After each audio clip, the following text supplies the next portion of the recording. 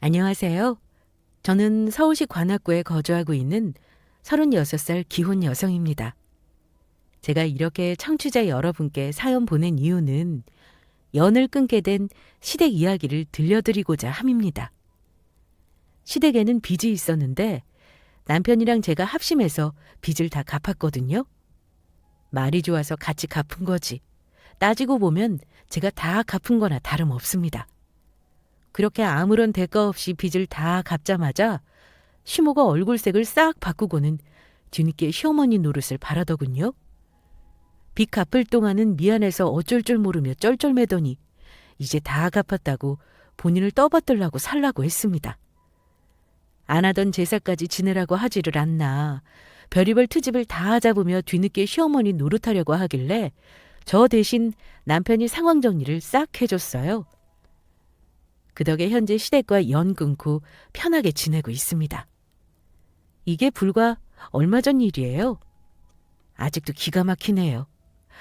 그럼 지금부터 제 이야기를 시작할게요. 남편과 저는 지인의 소개로 만나 결혼했습니다. 결혼할 당시 시댁의 지원은 한 푼도 못 받았어요. 우리 집은 그렇게 잘 사는 편은 아니지만 그래도 어느 정도 여유가 있는 편입니다. 반면에 시댁은 그렇지 못했죠. 그렇다 보니 친정 부모님께서 어느 정도 보태주시고 나머지는 저희가 모은 돈과 대출을 조금 껴서 진행했습니다. 시모는 자식이 결혼하는데 한 푼도 보태주지 못해서 미안하다며 저와 남편에게 연신 죄인인 듯 구셨어요. 우리는 상황이 이런데 어쩌겠느냐. 다 이해한다고 했지만 시모는 마음이 편치 않았는지 몸으로라도 때우며 우리를 돕고자 하셨습니다. 어머니, 이러지 않으셔도 돼요. 제가 할게요. 아이고, 아니야. 이거 청소 좀 도와주는 게 뭐 힘들다고. 내가 해주고 싶어서 그래. 그러다 허리 나가면 어쩌시려고요. 어머님 나이에는 건강이 제일 중요한 거잖아요. 내가 참 복도 많지. 이렇게 마음씨 고운 며느리를 다 얻고. 몸에 무리 안 가게 살살 할 테니까 걱정하지 마. 이런 거라도 안 하면 내 마음이 편치 않아서 그래. 결혼할 때 뭐라도 보태주고 싶었는데 그러지 못해서 어찌나 마음이 쓰이는지 몰라. 남들은 며느리한테 반지며 목걸이며 신경 써준다는데 나는 정작 그러지 못했잖니. 단돈 100만 원도 보태지 못했으니 미안해서 그래. 여기 청소는 내가 다 할 테니까 너는 가서 좀 쉬어. 여태 짐 정리한다고 고생했잖아. 신혼집에 가구 들이고 이것저것 정리하는 날 시모는 뭐 하나 보태준 게 없다며 몸으로 대신 때우고자 저희를 도와주러 오셨습니다. 우리 부부는 괜찮다고 굳고 말렸지만 시모는 이렇게라도 하지 않으면 미안해서 안 될 것 같다고 본인 마음 편해지고자 하는 짓이니 괴념치 말라고 하셨어요. 그 모습에 저 역시 마음이 편치 않았습니다. 제가 뭐 남들이 시모한테 받은 만큼 받고자 원하는 것도 아니고 상황이 어려워서 그런 걸 어쩌겠나 충분히 이해하고 있거든요. 해주고 싶은데 아무것도 해주지 못하는 시모의 마음을 충분히 이해했죠. 시모의 마음은 알겠지만 한편으로는 이러시지 않아도 되는데 자꾸만 몸을 쓰시는 게 마음에 걸렸습니다. 죄송스럽기도 하고 무리하다 괜히 다치면 어쩌나 걱정도 됐고요. 남편도 저와 같은 생각이어서 시모한테 이러지 말라고 수없이 이야기했습니다. 그러나 시모는 도통 듣질 않으셨어요. 엄마 정말 왜 이래? 우리 집에 오면 그냥 편히 있다가 가시면 되지 왜 자꾸 청소하려고 하셔? 엄마가 이러면 우리 청소 부려 먹는다고 부른 사람들 같잖아. 그냥 같이 맛있는 거 먹고 재밌게 이야기 나누시지 왜 자꾸 이러실까? 아휴, 나는 신경 쓰지 말고 너랑 새학이나 편히 쉬어. 안 그래도 일하다 와서 피곤할 텐데 뭐하러 엄마까지 챙기니? 아, 글쎄 그만하시래도? 알겠어. 이것까지만 하고 그만할게. 그래도 시작했는데 어떻게 중간에 그만두니? 하던 거는 마저 다 해야지. 금방 끝나니까 너는 어서 가서 쉬어. 엄마가 이러고 있는데 어떻게 편히 쉬어? 그러지 말고 이리 줘. 내가 할게. 아이고, 가서 내가 하면 된다니까. 저희 신혼집은 시댁과 가까운 거리에 있습니다. 가끔 시모가 반찬을 챙겨준다며 우리 집에 오곤 하셨어요. 그래서 하루는 남편이 집에 들어가서 편히 쉬시라고 집 비밀번호를 알려드렸습니다. 저도 그러라고 동의했고요. 그런데 문제는 퇴근하고 돌아오면 집이 여기저기 정리되어 있고 청소며 빨래가 다 되어 있더군요. 네, 맞아요. 다 시모가 저희 대신 하신 겁니다. 남편이랑 저는 제발 그러지 말라고 진심으로 화를 내봐도 듣지를 않으셨어요. 계속해서 별거 아니라며 이렇게라도 하지 않으면 본인 체면이 안 서서 그런다고 하시는데 말릴 방법이 없더군요. 오죽하면 남편이 집 비밀번호를 바꿀 거라는 말까지 했습니다. 그러자 조금 누그러지기는 했지만 계속해서 저희 부부를 챙기시곤 했어요. 남들이 보면 이런 시어머니 어디 있냐고 시집 잘 갔냐는 소리를 해댈 겁니다. 형편이 어려워서 그렇지 며느리 아끼는 성품이 참 대단하다고 입에 침이 마를 정도로 부러워할 수도 있어요. 요정처럼 우리 집을 대신 치워주시는 것도 모자라서 시댁 식구 생일이며 어버이날 명절 등 조금도 신경 쓰지 않게 했습니다. 그러니 다른 사람들 눈에는 정말 좋은 시모라고 생각할 거예요. 저 역시 그랬고요. 새아가 곧 있으면 명절이잖니. 그래서 하는 말인데 우리 집은 제사 같은 거 안 지내니까 신경 쓸 거 없다. 그냥 명절날 가족끼리 모여서 맛있는 밥 한 끼 하자꾸나. 제사를 따로 안 지내세요? 남편은 그런 말 없었는데. 원래는 일일이 다 챙겼는데 이제 그만하려고. 정성 들여 조상님들 모신다고 우리 집 형편이 나아지는 것도 아니고 매번 똑같으니 그만할까 싶다. 제사 준비할 돈도 돈이고 정성 쏟아부을 힘도 없어. 이만큼 늙을 때까지 제사 지냈으면 그걸로 된 거 아니겠니. 그러니 이제는 좀 편히 살아보련다.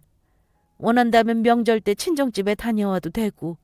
나 그런 거로 눈치 주는 시어머니 아니야. 늘 우리 새아기한테 미안하기만 한데 이렇게라도 해야지. 그리고 혹여라도 명절날 용돈 같은 거 줄 생각 마라. 가뜩이나 대출금 갚는다고 고생일 텐데 뭐하러 돈 쓰고 그래. 차라리 그 돈으로 너희 필요한 데 써. 알았지? 이런 시모 덕에 결혼해서 큰 시집살이 한번 경험하지 않고 편히 지냈습니다. 저희가 뭐 좀 챙겨드리려고 하면 본인은 받을 자격이 없다며 한사코 거절하셨어요. 이런 상황들이 쌓이고 쌓여서 어느 순간 제 마음은 시모에게 활짝 열려 있었습니다. 참 올곧고 바른 분이라고 말이죠. 그래서 저는 그런 시모가 좋았고 제가 해드릴 수 있는 거라면 뭐든 해드리고 싶었습니다.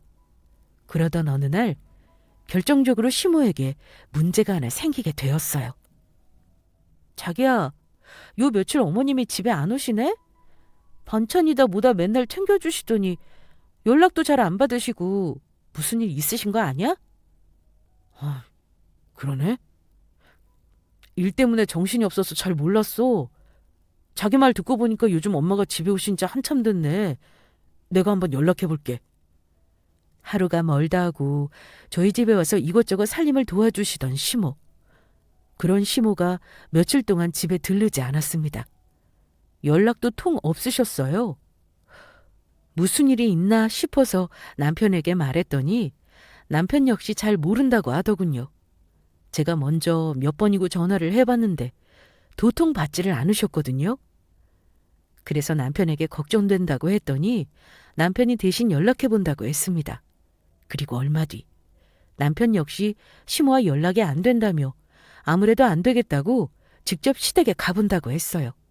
걱정되는 마음에 저도 따라 나섰습니다. 시댁에 도착하니 조용한 정막만 흘렀어요. 조한 남편은 조심스레 시모를 불렀습니다. 그러자 안방에서 인기척이 났고 우리는 방문을 열고 들어갔죠. 그랬더니 시모가 누워서 쉬고 있더군요. 그런데 몰골이 뭔가 이상했습니다. 며칠 동안 밥을 잘 못 먹고 잠도 못 잔 사람처럼, 아니 어디가 크게 아픈 사람처럼 안색이 너무도 안 좋았어요. 엄마! 어디 아픈 거야? 괜찮아? 어머니! 이게 무슨 일이에요? 괜찮으세요? 너희들이 여기는 웬일이니? 하도 연락이 안 되길래 걱정되어서 왔죠. 그나저나 어머님 이게 어떻게 된 일이에요? 어디 아프신 거예요? 그런 거라면 진작 말씀하시지 그러셨어요. 가까이 사는데 와서 챙겨드리면 좋잖아요. 저희는 어머님 이렇게 아프신 줄도 모르고. 아니야, 그럴 것 없어. 그냥 입맛이 없어서 그래. 무슨 일인데 입맛이 없어? 글쎄 아무것도 아니래도 그냥 나이 들면 다 이래. 마음에도 없는 말 그만하셔. 내가 엄마를 몰라? 하루에 한 끼라도 걸으면 배고파하는 사람인 거 뻔히 아는데 무슨... 뭐야? 대체 무슨 일인데 입맛까지 없는 거냐고. 혹시 형이 또 무슨 사고라도 쳤어? 형? 아주버님 말하는 거야? 어머님, 남편 말이 맞아요? 아주버님이 무슨 사고라도 치신 거예요? 아니 뭐 그런 게 아니고 남편에게는 위로 형이 하나 있습니다. 형제라는 게 믿기지 않을 정도로 남편과 아주버님은 성향이 정반대였어요. 남편은 똑부러지고 성실한 반면 아주버님은 놀기 좋아하고 철이 없는 사람이었죠. 왜 아무런 노력 없이 한 방을 노리는 사람들 있잖아요. 그게 바로 아주버님이었습니다. 그 나이 먹도록 제대로 된 직장 하나 없이 시댁에 빌부터 살면서 시모의 걱정만 늘게 하는 사람. 그게 바로 남편의 형이었어요. 결혼하기 전에도 그렇게 골칫거리였대요. 결혼해서도 변함없었고요. 남편은 한동안 형이 사고 안 치고 잠잠하게 있는 게 이상했습니다. 남편과 제 물음에 아무런 답도 못하고 그저 입을 꾹 닫고 있는 시모를 보고 있자니 역시나 아주버님과 관련된 일인 듯 했어요. 무슨 사고를 쳤는지 모르겠지만 시모의 몰골을 보니 보통 사고가 아닌 느낌이었습니다. 형이랑 관련된 일 맞구나. 뭔데? 그 인간이 또 무슨 사고를 쳤냐고. 이 일을 어쩌면 좋니. 내가 정말 네 형 때문에 못 살겠다. 답답한 듯 내지르는 남편의 고함에 시모는 참았던 울음을 터뜨리며 눈물을 보였습니다. 그리고는 우리에게 하소연하듯 지난 일을 이야기해 주셨어요. 3달 전에 네 형이 돈이 필요하다고 하더구나. 그래서 무슨 주식 정보를 들었다면서. 정말 확실한 정보라고 돈 좀 없냐고 하더라고. 너도 알겠지만 우리가 무슨 돈이 있겠어. 없다고 했더니 그때부터 어떻게든 돈 마련해보라고 난리를 피우더라고. 정말 확실한데 이렇게 날리기 아까운 정보라면서 뭐라도 좋으니 돈 긁어오라는 거야. 본인이 책임지고 몇 배로 갚아주겠다고. 그래서 설마 형한테 돈 마련해줬어? 네 형이 하도 그러니까. 집에서 놀기는 해도 머리 나쁜 애는 아니잖아. 돈 가지고 부모한테 사기칠 놈도 아니고. 이렇게까지 하는 거 보면 정말 뭐가 있기는 한가 보다 싶어서 여기저기 돈을 알아봤어. 그런데 남한테 돈 빌리는 것도 한두 번이지. 또 손을 뻗는 게 미안해서 네 아빠랑 상의 끝에 이 집을 담보로 대출을 받아줬다. 뭐? 그래서 어떻게 됐는데? 고민 끝에 받을 수 있는데 한도까지 다 대출받아서 네 형한테 줬어. 그런데 얼마 전부터 네 형이 집에 안 들어오더라. 아무리 연락해봐도 받지도 않고 심지어는 몰래 집에 들어왔다가 나갔는지 짐을 싹 챙겨서 나갔더라고. 그전에는 네 형이 막노동해서 이자라도 갚았는데 지금은 어디로 사라졌는지 이자도 안 내고 그냥 숨어버렸어. 아무래도 그 주식인지 뭔지 잘 안 된 모양이야. 차마 우리 볼 면목 없어서 도망을 갔을 테지. 없는 살림에 겨우 마련한 집인데 허름해도 네 아빠랑 내가 정말 어렵게 마련한 집이야. 이 집 가지려고 평생을 일만 하면서 살았어. 늙음하게 조금이라도 덜 고생하려고. 적어도 자식들한테 짐은 되기 싫어서 노후자금으로 갖고 있던 집인데 이제 어쩌면 좋니. 이러다 이 집 홀랑 넘어갈 텐데 이제 어쩌면 좋아. 네 형은 어디로 사라졌는지 연락도 안 되고 걱정에 밥이고 뭐고 한술도 안 넘어간다. 그니까 겁도 없이 덜컥 대출 받아주면 어떡해. 형이 사고 친 게 하루 이틀이야? 적어도 나한테 미리 말을 했어야지. 아무런 말도 없이 마음대로 대출 받아주면 어쩌냐고. 내가 정말 미쳐. 시댁에 엄청난 골칫거리는 아주버님. 기어이 대형 사고를 치고 말았습니다. 시모가 왜 식음을 전폐하고 누워 있었는지 단번에 이해가 되더라고요. 이 일을 어떻게 해결하면 좋나 남편과 저는 한숨만 나왔습니다. 그래서 집에 돌아온 뒤 서로 이런저런 방안을 생각하며 여기저기 돈 나올 곳을 찾아봤어요. 그러나 아무리 계산기를 두들겨 봐도 도무지 각이 안 나왔습니다. 그래서 하는 수 없이 남편이 매달 얼마라도 빚을 갚겠다고 하더군요.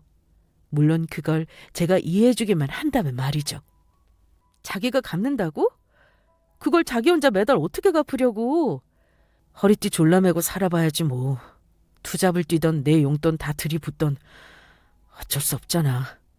가만히 있으면 집이 넘어갈 판인데. 저희 부부벌이가 그렇게 나쁜 편은 아니에요. 남편이랑 저랑 서로 합하면 월 1,000만 원 조금 넘습니다. 남편은 평범한 회사원이었고 저는 작은 작업실을 운영하며 작품을 판매했고 쇼핑몰까지 운영했습니다. 평소 예약건이 많아서 벌이가 남편보다 좋았어요. 그래서 대출을 끼고 신혼집을 마련해도 충분히 갚을 수 있는 능력이 됐습니다. 아무래도 남편보다 제 벌이가 더 좋은데 남편 혼자 모든 걸 감당하게 하는 건 마음이 편치 않더라고요. 무엇보다 다른 사람 일도 아니고 시모 일이잖아요. 저도 기꺼이 도와줄 마음이 있었습니다. 그래서 생각 끝에 함께 갚아나가자고 했어요. 그러자 남편이 화들짝 놀라더군요. 진심이야? 정말 자기도 같이 빚을 갚아주려고? 그래, 진심이야. 어머님이 남도 아닌데 내가 가만히 있을 순 없지. 무엇보다 자기 혼자 고생하는 걸 어떻게 봐? 혼자 갚아나가는 것보다 둘이 같이 갚으면 더 빨리 갚을 수 있잖아. 제 말에 남편은 무척이나 고마워하면서도 미안해했습니다. 본인의 형이 친 사고 때문에 저까지 고생을 겪어야 한다는 걸 미안해했어요. 남편 딴에는 벌이도 저보다 적은데 가정에 더 보태주지는 못할 망정 오히려 더 지출하게 하니까 많이 미안했나 봅니다. 제 얼굴 본 면목이 없다면서 고개를 푹 숙이더라고요. 우리가 대신 빚을 갚기로 했다고 시모에게 말한 뒤 집이 넘어갈 걱정은 한시름 놓게 된 시모. 저희에게 고마워하면서도 남편처럼 미안해했습니다. 한동안 남편과 시모는 제 눈치를 살피며 미안해하는 티를 많이 냈어요. 특히 시모는 전보다 더욱 조심스러워하는 게 보였습니다. 그래서 제가 먼저 미안해할 필요 없다고 조금이라도 눈치 보지 말라며 먼저 말을 건넸어요. 그러자 시모는 어떻게 그럴 수 있냐며 제 손을 꼭 잡아주셨습니다. 너희 말대로 낯짝 두껍게 넘어가려고 해도 어떻게 그럴 수 있니? 큰애 때문에 네가 안 갚아도 될 빚을 갚고 있는데 다시 한번 미안하고 고맙구나. 세상에 이런 며느리가 어디 있겠어.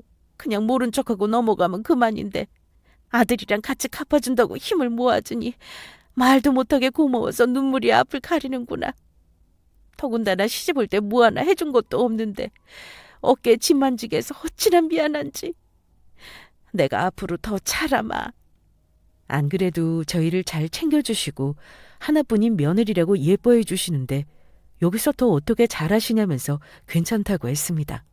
물론 함께 빚을 갚아나간다는 게 쉬운 일은 아니지만 벌이가 나쁘지 않아서 그렇게 부담스럽지는 않았어요. 저희가 조금 더 아껴서 생활하면 되는 문제였습니다. 그래서 시모에게 조금도 미안해하거나 불편해하실 거 없다고, 또 마음에 진 빚을 갚겠다고 무리하게 챙겨주지 않으셨으면 좋겠다고 했어요. 그게 저희가 대신 빚을 갚아드리는 조건이라면서요. 늙고 몸이 성치도 않은 시모가 미안해서 절절매고 몸으로 대신 갚으려고 하는 거 얼마나 마음이 불편한데요. 괜히 걱정만 된다고 제발 그러지 마시라고 부탁드렸습니다. 그저 건강하게 지내시는 게 저희한테는 최고라고요. 그랬더니 이런 아들과 며느리가 어디 있냐며 장남이란 건 제 부모 돈 홀랑 해먹고 도망가서 살았는지 죽었는지도 모르는데 본인들을 버리지 않고 챙겨주는 우리 부부에게 감동해서 연신 눈물을 흘리셨죠. 저와 남편은 여유가 되는 대로 매달 얼마씩 이자와 원금을 합하여 대출금을 갚아나갔습니다. 어느 정도 아껴서 생활하고 쓸데없는 지출을 줄이니까 저희 부부 몫으로 적금까지 들 여유가 있더라고요. 물론 많이는 못 모았지만 그래도 모을 수 있다는 것에 감사했습니다. 그 와중에 시모는 중간중간 하시던 것처럼 저희를 챙겨주고자 하셨어요. 그러나 연세가 있으신 탓에 허리가 좋지 않아서 그냥 가만히 계시라고 뜯어 말렸습니다. 아유, 글쎄 그거 조금 청소해 주는 게 뭐 힘들다고 못하게 하니. 아이고, 아이고, 어려. 이러니 못하게 하지. 우리가 엄마 생각해서 대신 빚 갚아드리는 건데 엄마가 이러면 무슨 소용이야. 더군다나 허리까지 안 좋은 사람이 이러다 또 디스크 도져. 엄마 나이에는 정말 위험하다니까? 맞아요, 어머님. 어머님 이러시면 저희가 빚 갚아드리는 보람이 없어요. 저희가 뭐 애들도 아니고 청소랑 반찬쯤은 충분히 할 수 있어요. 그래도 내가 뭐라도 해주고 싶어서 그러지. 글쎄 괜찮다니까 그러네. 엄마가 이러면 우리 마음이 불편하단 말이야. 하나뿐인 며느리 마음 불편하게 하고 싶으셔? 아니 뭐 그런 건 아니지만. 그럼 건강만 생각하세요. 그게 저희 도와주시는 거예요. 아셨죠? 시모는 젊은 시절 허리디스크로 고생을 꽤 하셨답니다. 그걸 잘 아는 남편은 시모가 무리하다가 혹시라도 디스크가 터질까 봐 걱정했어요. 그 말을 들으니 저 역시 걱정됐고요. 그래서 제발 건강만 생각하셔라. 조금도 도와주실 것 없다고 아예 집 비밀번호까지 바꿔서 아예 못 오시게 했습니다. 그렇게 강경하게 밀고 나가자 더 이상 우리 집에 오시지 않았어요. 바람대로 본인 건강을 잘 관리하며 지내셨습니다. 그 모습에 마음 놓인 우리는 시댁빚 갚아가는 데만 집중했죠. 차질 없이 매달 갚아나갔습니다. 물론 시간이 조금 걸리기는 했지만 결국 끝이 보이기는 하더라고요. 무려 4년 만에 아파트 담보 대출금을 다 갚을 수 있었어요. 마지막 남은 금액을 다 청산하면서 우리 부부는 지난 시간 고생 많았다며 축하하는 시간을 보냈습니다. 시모도 함께요. 입금 끝! 드디어 다 갚았네. 자기야, 그동안 고생 많았어. 나만 고생했나? 자기도 같이 고생했으면서. 거봐, 같이 갚으니까 생각보다 빨리 갚았지? 그러게. 자기 도움 아니었으면 이렇게 빨리 못 갚았을 거야. 정말 고마워. 엄마, 이제 다 갚았으니까 2발 쭉 뻗고 주무셔? 우리가 빚 갚는 내내 아무것도 못 해줘서 늘 미안해 하셨잖아. 그래, 내가 뭐 해줄 건 없고 어찌나 미안하든지. 그동안 정말 고생 많았다. 대단하고 또 장해. 빚을 다 갚으니 속이 다 시원하고 너무도 좋았습니다. 남편과 시모 역시 저와 같은 마음이었겠죠. 빚을 갚으면서 빠듯하게 생활한 건 아니지만 그래도 풍족하게 지내지는 못했잖아요. 앞으로는 그러지 않아도 된다고 생각하니 홀가분하더군요. 남편과 저는 빚을 다 청산한 기념으로 미래에 관한 계획을 더 구체적으로 세워나갔습니다. 앞으로는 우리 가정이 더욱 행복해질 거라는 생각에 마음이 부풀기만 했어요. 또 이번 빚을 갚는다고 시모를 잘 챙겨드리지 못했는데 이제는 살뜰히 살펴봐 드려야겠다고 생각했습니다. 어느 순간 시모를 엄마처럼 생각하며 소중히 대했어요. 그러나 이런 제 마음을 하늘이 비웃기라도 하는 듯 했습니다. 사람 마음이라는 게 참 간사하더라고요. 화장실 들어갈 때와 나올 때 다르다더니 그 말이 맞았습니다. 그게 누구냐고요? 그건 놀랍게도 시모였습니다. 내가 중요하게 할 말이 있어서 불렀다. 앞으로는 그동안 못 지냈던 제사를 다시 챙기련다. 명절 때 전이며 잡채며 남들이 하는 만큼 풍족하게 차릴 거니까 그리 알거라. 갑자기 왜요? 어머니께서 이제 그만하고 싶다고 하셨잖아요. 그래서 그동안 제사랑 명절 안 챙겼던 거고요. 마음이 바뀌었어. 네? 아니, 갑자기 왜... 사람 마음이라는 게 종잡을 수 없는 거 아니겠니? 생각해보니까 조상 무시하고 안 챙기면 벌 받겠더라고. 넌 너 하나뿐인 남편이 조상한테 미움 사서 하는 일마다 잘 안 됐으면 좋겠니? 그리고 말이 나와서 하는데 나 살아있을 때 잘해라. 앞으로 매달 얼마씩 용돈 좀 챙겨주고. 중요한 이야기를 해야 한다며 갑자기 시댁에 들리라길래 남편과 함께 들렸습니다. 그런데 시모는 뜬금없이 그동안 안 하던 제사와 명절을 다 챙기겠다고 하더군요. 거기다 용돈까지 챙겨달라고 말이죠. 심지어 뭔가 모르게 시모의 분위기 또한 달라져 있었습니다. 늘 온화하고 인자하셨는데 말을 하는 내내 웃음기 하나 없이 차갑더라고요.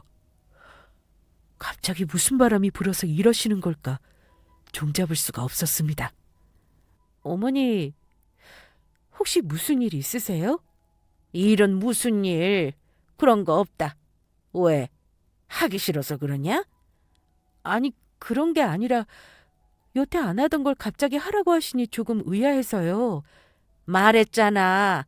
사람 마음이라는 게 얼마든지 달라질 수 있다고. 참, 제사상에 올릴 음식이며 명절 준비할 돈까지 모두 너희가 알아서 책임져라. 다 늙은 우리가 돈이 어디 있겠어. 벌은 너희들이 알아서 챙겨야지. 그리고 이제 빚 다 갚아서 여유 있을 테니 그걸 우리한테 써라. 이 말이다. 너 쇼핑몰인가 뭔가 그거에서 돈 많이 번다며? 그럼 네 시부모 챙기는 것쯤이야 일도 아니지. 빚도 갚은 마당에 두둑히 용돈 챙겨주는 게 뭐 어렵겠니?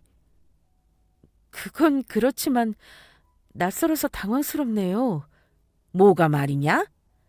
아무리 생각이 바뀔 수 있다고 한들 지금 어머님 태도가 낯선 건 사실이잖아요. 여태 한 번도 이런 모습 보여주신 적 없었고요.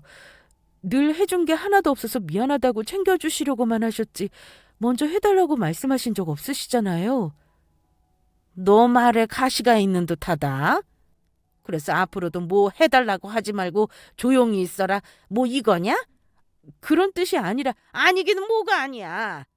이게 아주 시험이 알기를 우습게 하는구만. 그동안 내가 잠자코 있었던 게 정말로 너한테 미안해서 그런 줄 아니? 그렇게라도 하지 않으면 이딴 시댁 지겹다고 도망갈까 봐 좋은 시어머니인 척 내가 연기 좀 했다. 너 마음 편하게 해주려고 일부러 제사며 명절 안 챙겼던 거고. 세상이 말세지 말세야. 시어머니가 며느리 눈치나 봐야 하고 어떻게든 너 붙잡아서 빼도 박도 못하게 하려고 자상한 시어머니 노릇하느라 내가 아주 고생 꽤 했지. 이 아픈 허리로 너희 집 청소까지 해주고 말이야. 너 마음 약한 건 내가 진작 알아봤어. 그렇게 하니까 홀랑 넘어와서 날 엄마처럼 모시더구나. 뭐라고요? 어머니, 지금 무슨 말씀하시는 거예요? 일부러 저를 속였다 이 말씀이세요? 그래, 일부러 속였다. 가진 거 하나 없는 시댁 누가 시집오고 싶어 하겠니? 더군다나 벌이도 내 아들보다 좋은데 혹시라도 놓칠까 봐 내가 아주 공을 많이 세웠지. 그래서 네가 마음 놓고 시댁 식구들 진짜 가족으로 받아들인 거 아니겠니? 그래서 이제는 공을 세운 만큼 보상을 좀 받아야 되겠다. 빚도 다 갚았고 둘 사이에 애까지 있는 마당에 섣불리 이혼한다는 소리는 못하겠지. 안 그래? 어머니, 어떻게 그렇게 말씀하실 수 있으세요? 그동안 제게 했던 모든 행동이 다 거짓이었다는 거잖아요. 정말 소름 끼치네요. 사람이 뭔가 원하는 게 있으면 공들이고 애정을 쏟는 게 당연한 이치 아니니? 그냥 그런 거로 생각해라. 내가 이상한 게 아니야. 다른 사람들 다 나처럼 굴었을 거다. 아무튼 이제 나도 며느리한테 제대로 시어머니 대접받아야겠으니까 그런 줄 알아. 시모의 말을 듣고 온몸의 털이 쭈뼛 서는 듯 소름이 쫙 끼쳤습니다.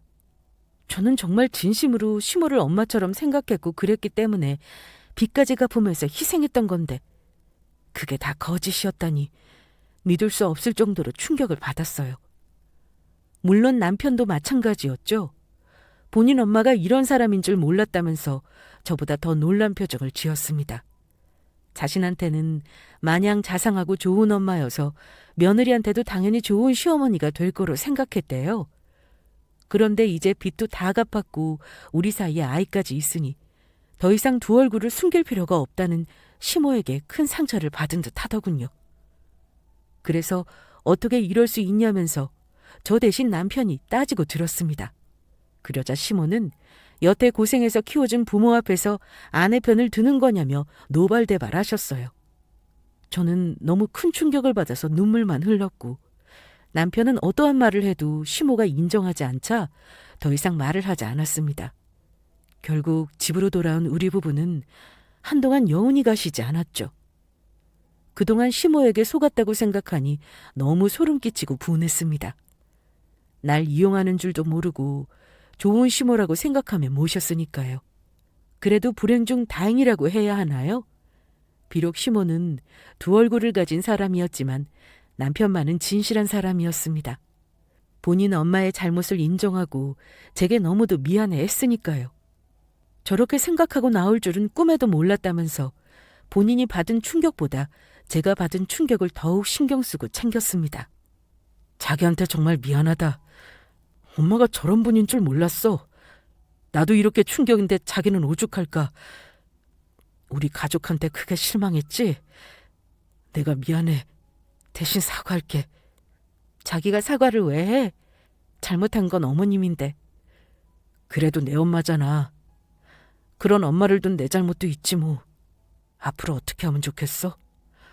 엄마는 제사다 명절이 다 챙기면서 시어머니 노릇하시겠다고 선전포고했지만 다 들어드릴 필요 없으니까 자기가 하고 싶은 대로 해도 돼.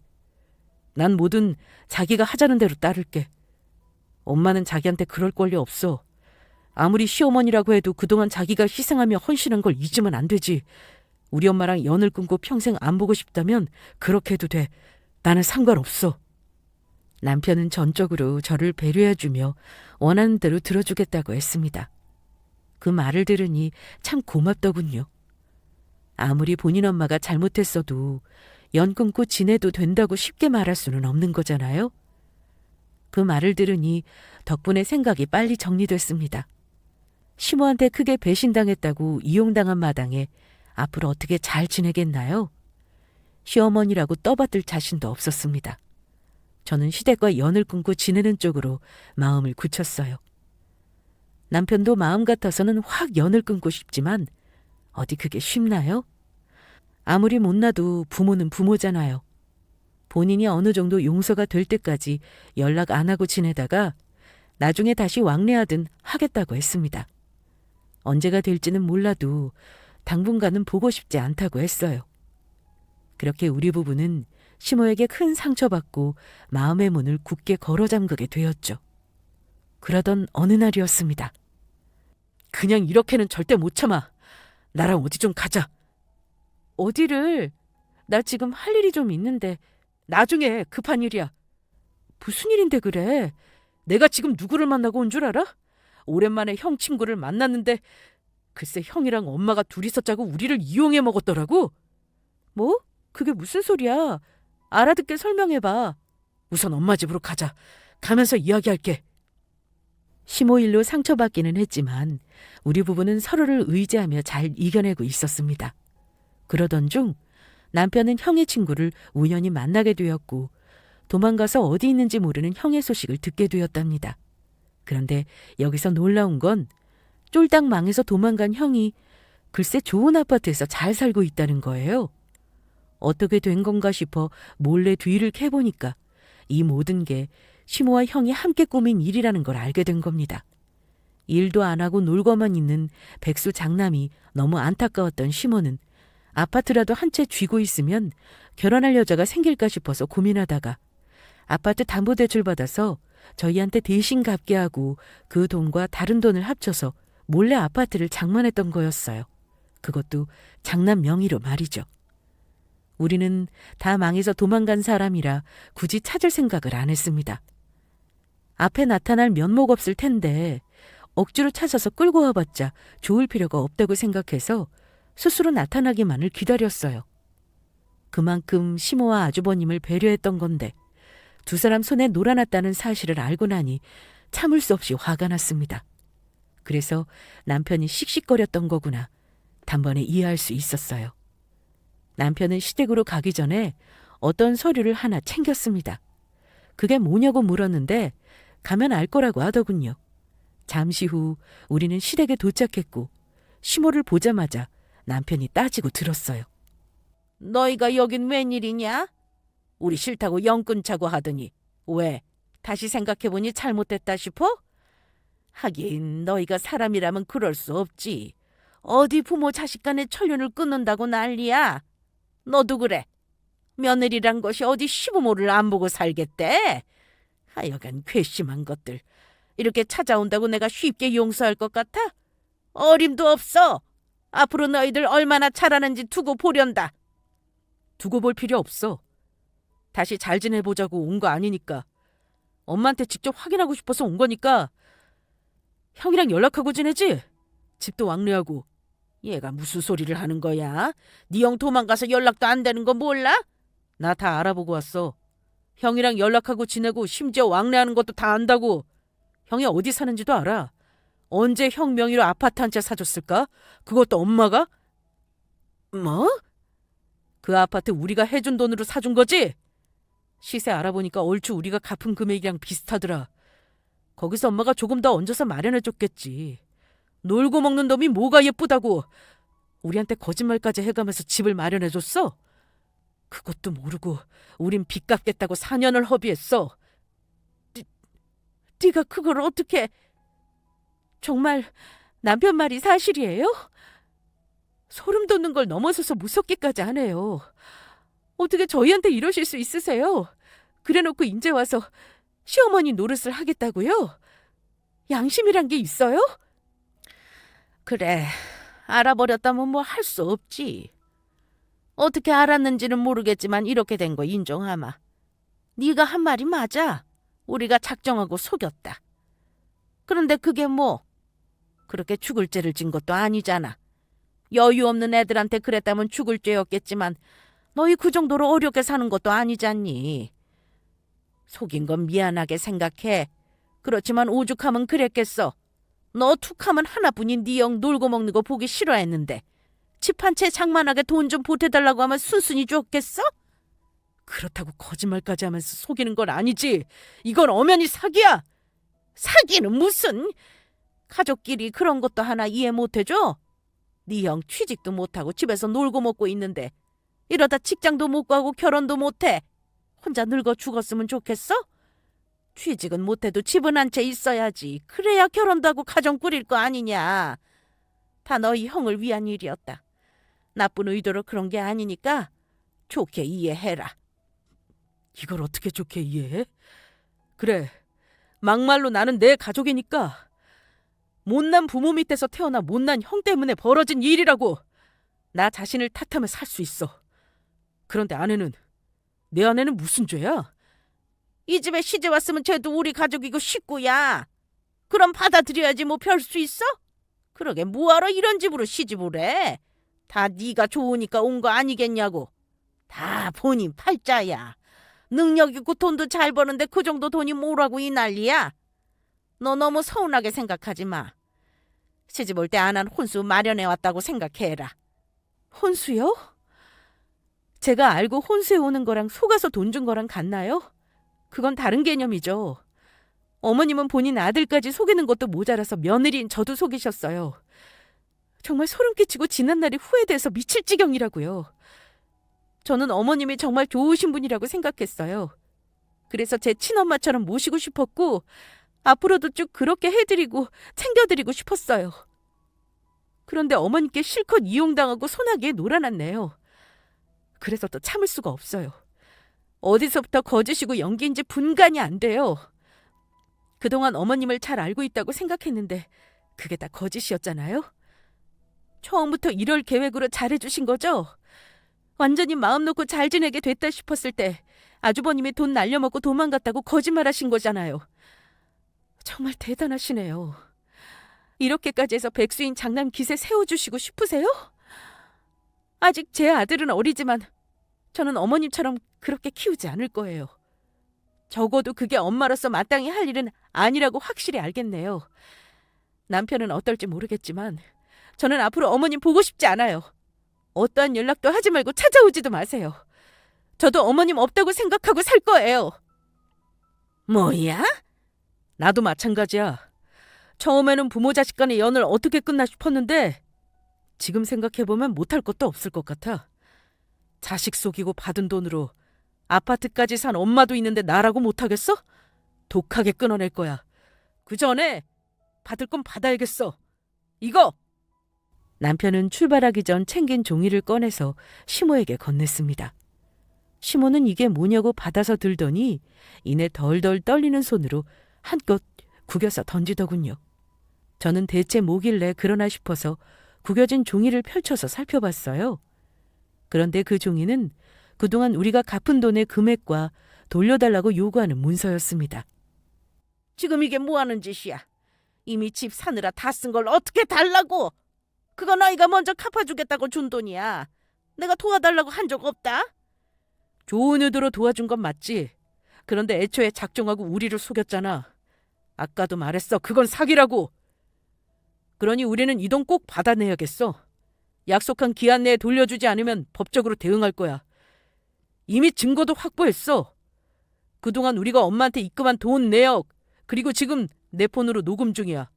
엄마가 작정하고 우리를 속여서 받아낸 돈이라는 증거가 담겨 있다고. 이제 알겠어? 이 정도 증거면 그 돈 돌려줄 수밖에 없을 거야. 너 정말 이렇게까지 해야겠어? 하나뿐인 네 형 불쌍하지도 않아? 일도 안 하고 집에서 빈둥거리며 게임만 하는 게 뭐가 불쌍해. 그래도 가족이라는 예정을 생각해서 시간 주는 줄이라 알아. 명심해. 그 기한 안에 돈 돌려주지 않으면 바로 법적으로 대응할 거니까 그런 줄 알아. 아이고, 너 정말 왜 그러니? 이렇게까지 해서 네가 좋을 게 뭐야? 미우나 고우나 가족이 있다는 게 얼마나 소중한 건데.